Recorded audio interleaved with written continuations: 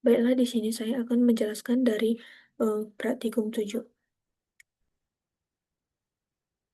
Adapun di sini tujuan yaitu yang pertama paradigma OOP-nya yaitu akan membangun aplikasi dengan pendekatan Object Oriented Programming. Yang kedua yaitu arsitektur berlapis yang akan menerapkan pemisahan code ke dalam layer entity, repository, service, dan view. Yang ketiga yaitu validasi data yang akan mengimplementasikan validasi input untuk memastikan integritas data. Yang selanjutnya yaitu untuk penanganan error yang menggunakan exception handling untuk mengatasi kesalahan secara elegan. Dan yang terakhir yaitu penyimpanan data, yaitu mengelola data tugas menggunakan struktur data array dan array list. Yang selanjutnya yaitu struktur code. Di sini terdapat entity yang berisi blueprint, data to do, dan kelas penanganan error. Kemudian ada repository yang bertugas menyimpan dan mengakses data to do. Dan selanjutnya ada service yaitu untuk mengelola aturan bisnis dan logika aplikasi. Ada view untuk menangani antarmuka dan interaksi dengan user. Ada util untuk sebagai tools pembantu untuk proses input. Dan yang terakhir yaitu ada app.java, di mana ini sebagai file utama yang menjalankan aplikasi. Kemudian yang selanjutnya di sini pada entity layer yaitu class to do, di mana eh, ini adalah sebagai template data untuk membuat cetakan untuk data tugas yang seragam dan juga menjaga kualitas data dengan memastikan judul tugas itu harus dimulai huruf besar minimal 6 huruf, tidak boleh spasi di depan. Kemudian memberi ID otomatis dengan setiap tugas baru langsung dapat nomor urut sendiri. Dan yang terakhir yaitu standarisasi, di mana semua data tugas harus ikut aturan yang sama.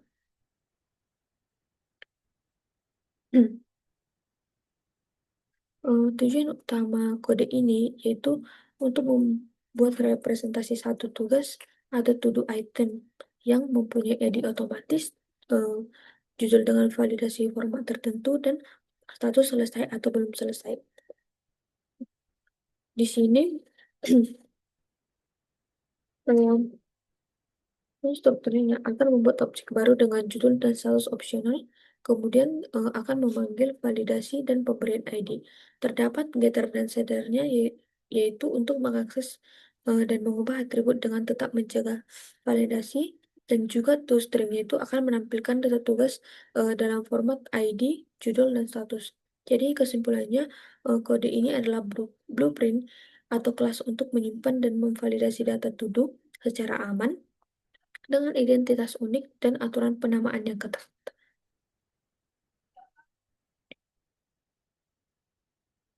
Yang selanjutnya yaitu kelas invalid input exception, yang dimana ini akan mendefinisikan tipe error sendiri guna mendeteksi data masukan yang tidak sah. Penerapannya ini di berbagai layar membantu proses penanganan kesalahan menjadi lebih tepat dan terfokus. Tujuan utama kode ini membuat exception khusus bernama invalid input exception yang akan menandai kesalahan input tidak valid dalam program. Jadi kelas ini akan menurunkan extends eh, yang dimana dia akan melempar, yang dimana dapat dilempar atau throw tanpa harus ditangkap langsung atau uncheck exception. Dan konstruktornya itu akan menerima pesan error, eh, kemudian akan meneruskannya ke konstruktor lewat super pesan kentarus. Kesimpulan pada code ini adalah ini code-nya ini akan berfungsi sebagai pengecualian custom yang digunakan untuk memberitahu bahwa input pengguna itu tidak memenuhi aturan validasi.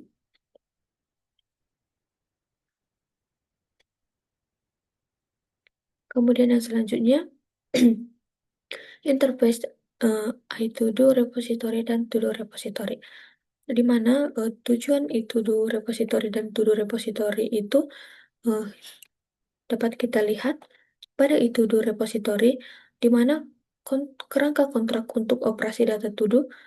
Yang kedua itu mendefinisikan metode standar, yaitu CRUD, sort, dan search. Dan yang terakhir itu untuk memisahkan interface dari implementasi. Adapun tujuan dari to-do repository, yaitu sebagai implementasi, yaitu yang pertama realisasi konkret dari interface to-do repository, yang kedua mengelola penyimpanan data to-do di memori atau release, dan yang terakhir menangani operasi nyata, yaitu berupa tambah, hapus, update, cari, dan urutkan data. Jadi intinya interface sebagai blueprint dan repository sebagai pelaksana yang mengurus semua operasi penyimpanan data to do. Kemudian yang selanjutnya ada class service yang dimana to do repository dan to do service.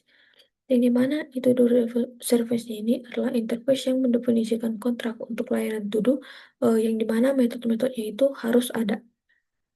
Kemudian untuk to do service-nya itu adalah sebagai implementasi nyata dari interface tersebut yang mengisi logika logika bisnis dan menjalankan operasi-operasi yang didefinisikan di iTodo service.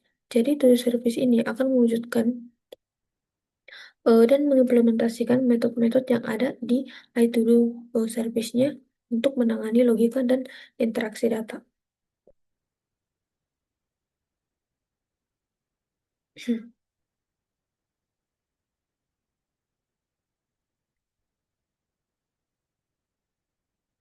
Kemudian yang selanjutnya dapat kita lihat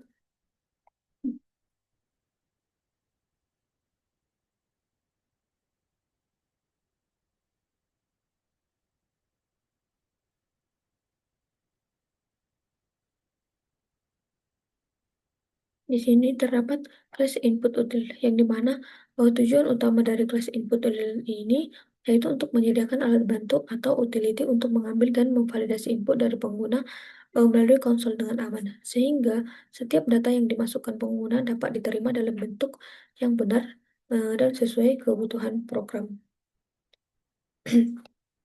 Adapun tujuan utama code ini yaitu untuk mengatur eh,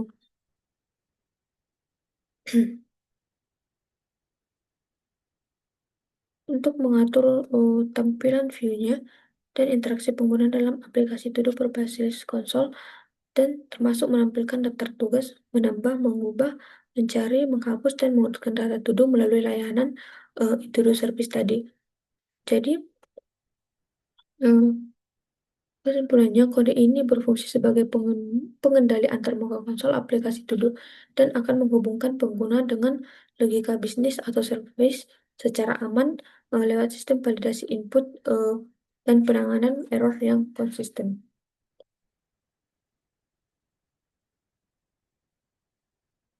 Kemudian yang selanjutnya di sini dapat kita lihat view to-do view-nya itu yang dimana ini akan menyediakan tampilan antarmuka berbasis konsol yang berfungsi untuk menampilkan daftar to-do dan memfasilitasi interaksi pengguna dengan sistem melalui menu pilihan.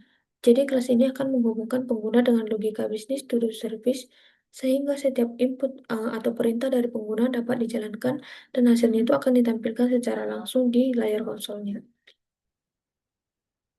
Kemudian untuk kelas app-nya itu, di mana ini akan berfungsi sebagai titik awal atau main class yang menjalankan seluruh program. Jadi kelas ini akan menghubungkan semua komponen utama to-do repository, to-do service, dan to-do view dengan membuat objek dari masing-masing kelas tersebut dan menyusunnya agar dapat saling berinteraksi. Jadi melalui app ini, programnya akan dapat memulai proses tampilan dan logika aplikasi to-do secara keseluruhan. Kemudian yang terakhir yaitu terdapat kesimpulannya di mana to-do list ini akan menerapkan OOP dengan arsitektur layer yang jelas, memisahkan entity, repository, service, dan view. Jadi kode modularnya itu akan memudahkan pengembangan dan testingnya, sementara interface dan exception handlingnya itu akan memastikan fleksibilitas dan penanganan error yang baik. Interaksi terkontrol antara komponen akan menciptakan alur data yang efisien dan akan menjadikannya contoh praktis arsitektur Java berbasis layar. Baiklah, sekian yang dapat saya jelaskan. Terima kasih.